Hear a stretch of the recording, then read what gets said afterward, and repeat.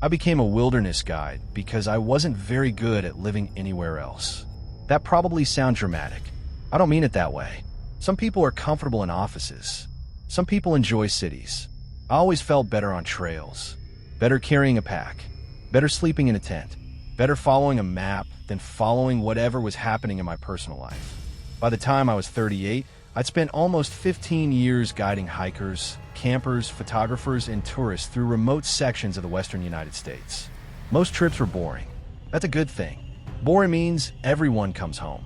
Boring means nobody gets hurt. Boring means your biggest problem is somebody forgetting sunscreen. The incident I'm about to describe happened 6 years ago. I haven't spoken publicly about it before. Not because of confidentiality. Not because anyone threatened me. Mostly because I still don't know how to explain it. And because part of me worries that talking about it might somehow continue it.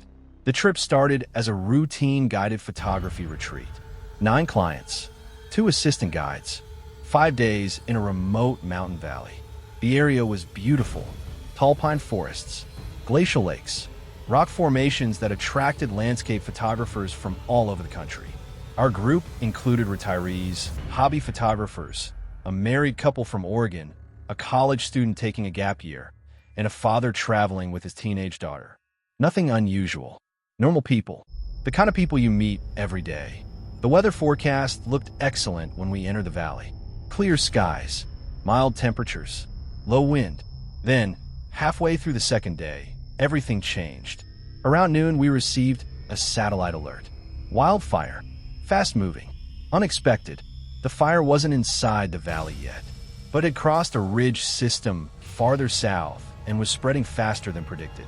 The road we'd used to enter would likely become inaccessible within 24 hours. The Park Service issued evacuation instructions immediately. We packed camp, loaded equipment, started moving. Nobody panicked at first. People assumed we'd simply hike out. That's what I assumed too. The shortest emergency route followed an older trail network across the northern slopes. Longer than the road, still manageable. 2 days on foot, maybe less. I remember checking my map several times that afternoon, making calculations. Water sources, elevation changes, rest stops, all practical concerns. At that point, the fire was just a fire. Dangerous, yes, but understandable. Natural. The first strange thing happened near sunset. We encountered a woman sitting beside the trail. Alone. No backpack. No supplies. No visible injuries. Just sitting there. The valley was closed to casual visitors. Nobody should have been in that location without equipment. I approached cautiously, asked if she needed help. She looked exhausted. Smoke-stained clothes. Dry lips. Bloodshot eyes.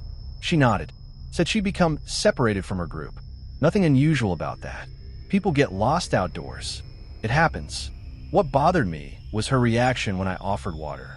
She stared past me, toward our group, then asked, "How many are you taking?" The question felt odd. I assumed she meant evacuees. I told her, 12, including staff. She looked confused, then frightened. Then she whispered, "That's too many." Before I could ask what she meant, she stood and started walking downhill into the trees. Not running, not stumbling, just leaving. We called after her. No response. One of my assistants wanted to follow. I said no. Night was approaching. We had responsibilities. We continued north. By morning, I had almost forgotten the encounter. Almost. Then we discovered someone missing. Not one of the clients. One of the assistant guides. Ryan. His tent was empty. Sleeping bag untouched. Radio gone. No tracks. No note. Nothing. At first we assumed he'd gotten up early. Maybe checking conditions. Maybe scouting ahead. We searched for nearly 3 hours. No sign. No response on radio. Eventually we faced a decision. Continue searching, or move the remaining group towards safety. It was one of the hardest choices I've ever made. But 12 people depended on me. We continued. I told myself Ryan knew survival procedures. I told myself he'd find another route. I told myself a lot of things. None of them helped. That afternoon, we encountered another person. This time a teenage boy, maybe 16, standing beside a creek crossing. Alone. No gear. No explanation. The same exhausted expression. The same smoke-stained clothing. The same unsettling calm. When I asked where he'd come from, he looked directly at me and said, "You're already behind schedule." Then he walked away. The father in our group laughed nervously, asked if we'd stumbled into some weird local cult. Nobody else laughed, because everyone felt it. Something wasn't right. That night, I couldn't sleep. The forest seemed wrong. Not dangerous, not hostile, just attentive. Every sound felt deliberate. Branches shifting, distant movement, the constant crackle of the wildfire somewhere beyond the ridges. Around 3 in the morning, I heard footsteps near camp. I grabbed a flashlight, stepped outside. Nobody. Then I noticed something strange. The footprints around camp didn't match our group size. There were too many. Not dramatically, just enough to bother me. Fresh tracks, human tracks, dozens, moving through camp during the night, as if people had walked among us while we slept. I didn't tell the others, at least not immediately, because I didn't have evidence, just anxiety. The next day, things became worse. We found an emergency shelter station marked on older maps, a small ranger structure used decades earlier. It should have contained supplies, water filters, medical kits, communication equipment. Instead, it was empty, completely empty, except for a notebook.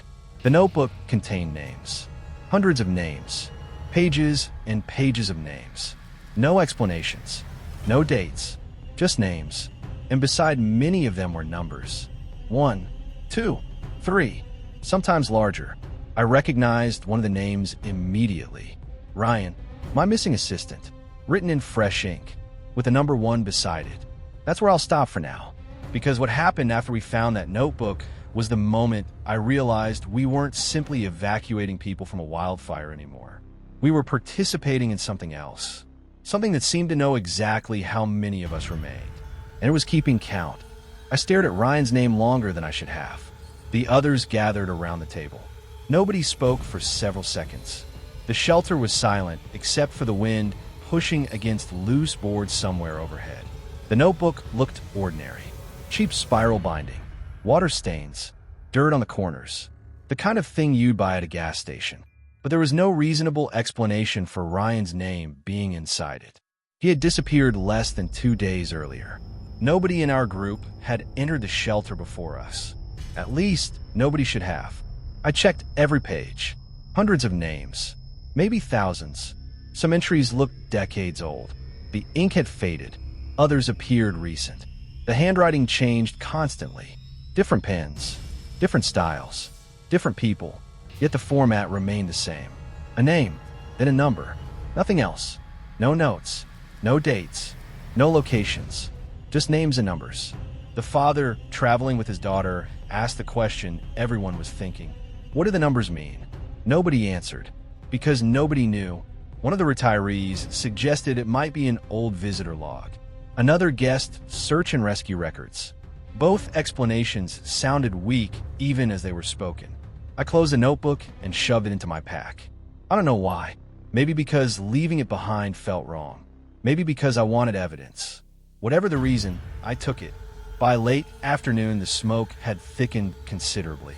The fire remained distant, but the air carried a permanent burnt smell now. Ash drifted through sunlight. Visibility dropped. People became quieter. Fatigue was beginning to take hold. Evacuation isn't just physical. It's psychological. Every hour you spend moving away from danger reminds you the danger exists. Every mile feels uncertain. Every decision feels heavier. That evening we reached an abandoned fire road marked on older maps. The route should have connected with a ranger station farther north. It wasn't ideal, but it offered a way out. For the first time since Ryan disappeared, I felt something close to optimism. That lasted less than an hour, because shortly before sunset we found another person. This one was different, not because of how she looked. She appeared just as exhausted as the others. Same smoke-stained clothing, same vacant expression. The difference was that she knew one of our clients. Specifically, she knew the college student. Her name was Emma, 21 years old, photography major, quiet, friendly. The woman stepped onto the road and immediately said, "Emma." Everyone froze. Emma froze too. The woman smiled weakly. "You don't remember me?" Emma stared at her, confused. No. The woman's smile faded. For a moment, she looked genuinely hurt. Then she said something I'll never forget. That's normal. It takes a while. Nobody understood what that meant. Not then. The woman began asking questions. Where we were headed. How many remained? Who was leading? Every answer seemed to satisfy her somehow, like she was checking information against something only she could see. Then she asked if she could walk with us. I refused, politely, firmly. The decision felt cruel, but I was responsible for the group. I couldn't simply absorb random strangers into an evacuation line, especially not strangers appearing in impossible locations. The woman nodded. No argument, no anger, just disappointment. Then she stepped aside. As we continued down the road, I glanced back once. She was standing exactly where we'd left her, watching, motionless. The smoke gradually swallowed her silhouette. That night, Emma vanished. No struggle, no screams, no tracks. Gone, just gone. The realization hit the group like a physical blow. People cried, people shouted, people demanded explanations. I didn't have any.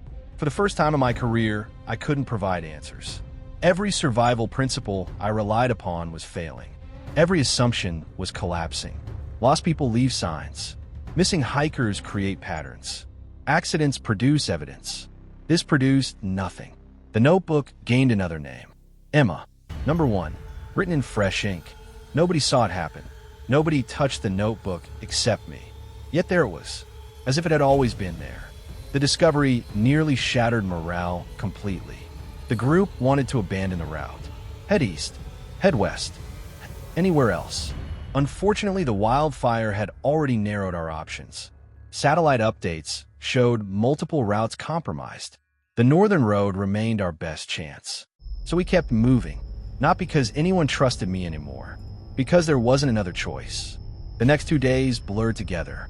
Smoke, fatigue, arguments, short tempers, little sleep, and people. Always people. We encountered them constantly now. Men, women, teenagers, an elderly man pushing an empty wheelchair, a woman carrying a leash with no dog attached, a child standing beside a creek. Every single one looked exhausted. Every single one asked similar questions. How many are left? Who is missing? How far have you come? And every single one eventually walked away. None requested food. None requested water. None asked for rescue. It was as if they already knew they weren't leaving. The father traveling with his daughter finally voiced what many suspected. They aren't lost. Nobody disagreed, because by then it was obvious. Lost people want help. These people wanted information. The distinction mattered.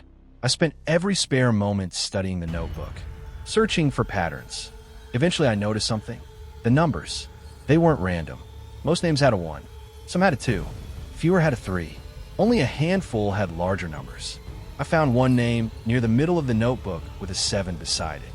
The same name repeated 7 separate times across different sections, as if the person had entered the system repeatedly, or failed repeatedly, or been counted repeatedly. I still don't know.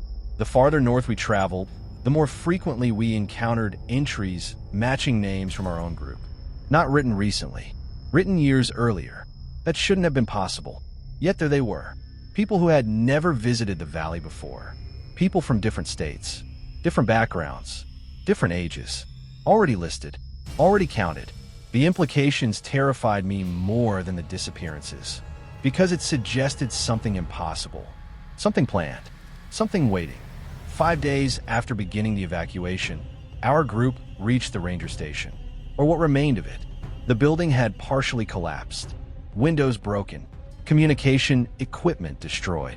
No staff, no vehicles, no signs of recent occupation. At first it looked abandoned.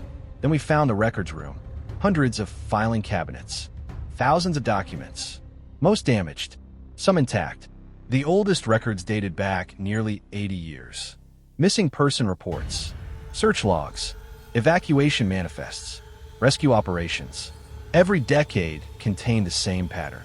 Wildfire, flood, storm, landslide, emergency evacuation, missing individuals, witnesses describing unknown people along evacuation routes, Repeated references to replacement counts. Not replacements as people. Replacement counts as a process. As if authorities had noticed the pattern but never understood it, or understood it too well. One report from the 1970s contained a sentence I copied into my journal. Individuals encountered during transit appear less interested in survival than in maintaining numerical balance. Numerical balance. I read that phrase repeatedly because somewhere inside it was the answer, or part of it. That evening we lost another person, then another. The group had begun with 12. Now only 7 remained. The math became impossible to ignore. Every time we encountered one of the strangers, someone eventually disappeared. Not immediately, but eventually. The total never seemed random. The total always seemed controlled. And slowly, horrifyingly, I started noticing something else. The strangers looked familiar. Not individually, collectively. The same tired expressions, the same smoke stains, the same distant eyes, like variations of a single experience, a single outcome. People who had all gone through the same thing. One night, while unable to sleep, I opened the notebook again. A new section had appeared near the back. Names I recognized, everyone remaining in our group, including mine. Beside each name was an empty space, waiting for a number. I stared at my own name for a long time. Then I noticed something written beneath it. A sentence. The first complete sentence anywhere in the notebook. It read, "Guides are responsible for final selection." I must have read it 20 times. I didn't understand. Not fully, but I knew enough to feel sick. Because suddenly every encounter made a terrible kind of sense.